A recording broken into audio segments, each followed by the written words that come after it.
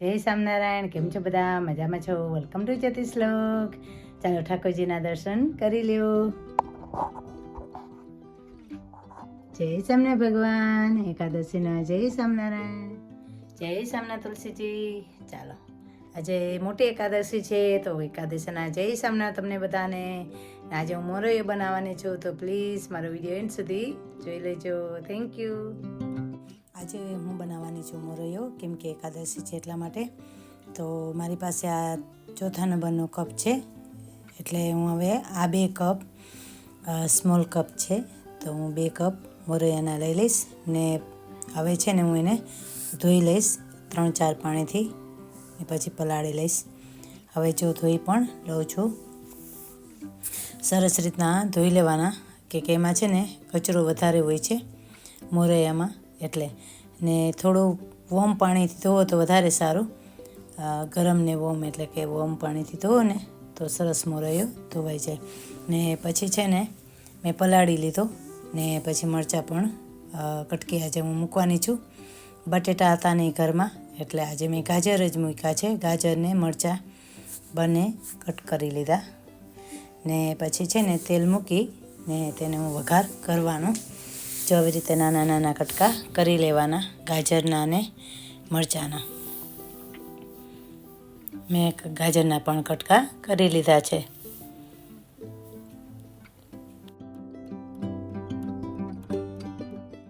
હવે છે ને 1.5 ટેબલ સ્પૂન મેં છે ને તેલ મૂકી દીધું.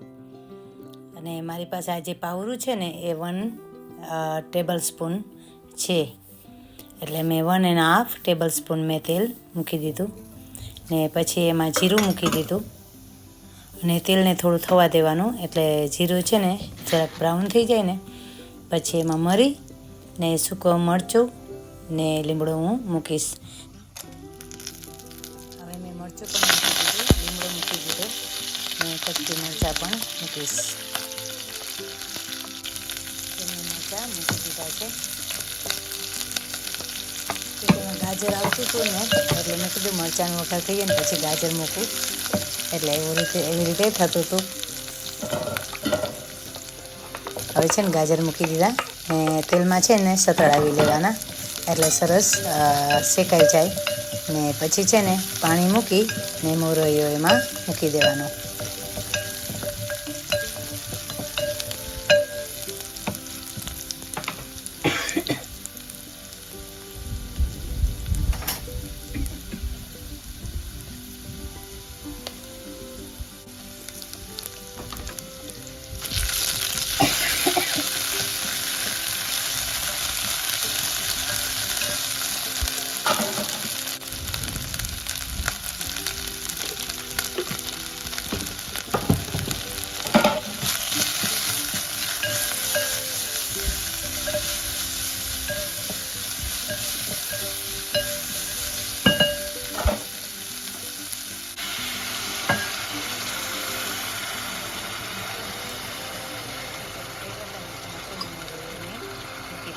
પછી એમાં છે ને હલાવી ને પાણી મૂકી દેવાનું જરાક વાર, એટલે કે 1 મિનિટ અથવા હાફ મિનિટ તમારે છે ને મોરૈયાને થોડો શેકી લેવાનો.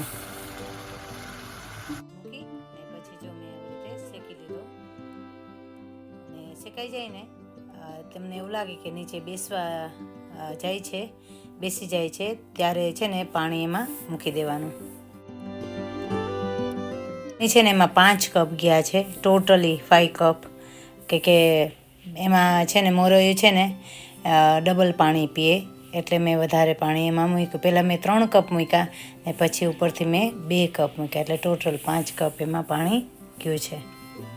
જો આવી રીતે મેં એમાં પાણી મૂકી દીધું, ને પછી છે ને 2 થી 3 મિનિટ ઉકાળવાનું ને જોઈ લેવાનું કે તમારા મોરૈયું નીચે બેસે છે કે નહીં. ચાલો હવે હું મોરૈયાને ઉકાળી લઉં. 2 થી 3 મિનિટ હું એને ઉકાળી લઈશ. ચાલો હવે છે ને ઢાંકણું બંધ કરી ને મોરૈયાને ઢાંકીને 2 થી 3 મિનિટ હું એને ઉકાળી લઈશ. ને પછી ફરીથી ચેક કરીશ કે એમાં પાણીની જરૂર છે કે નથી.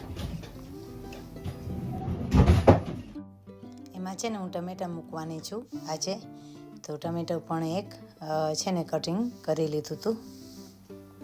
આજે મારે ઓરડે રે આવ્યા અવિનાશી અલબેન, ભાઈ મેં બોલાવ્યા રે, ભાઈ મેં બોલાવ્યા રે, સુંદર છોગાવાળું છે નિરખ્યાને ના ભરી રે, નટવર સુંદર શ્રી ઘનશ્યામ, શોભાસી કહું રે, શોભાસી કહું રે, મારે સર્વે સમાચાર કહું ને હરે કે. ને મોરૈયામાં છે ને મેં ટમેટા પણ મૂકી દીધા હતા, કેમ કે કોઈનો કોલ આવી ગયો હતો ને તો એ રેકોર્ડ કરતાં હું ભૂલી ગઈ છું, તો માફ કરજો.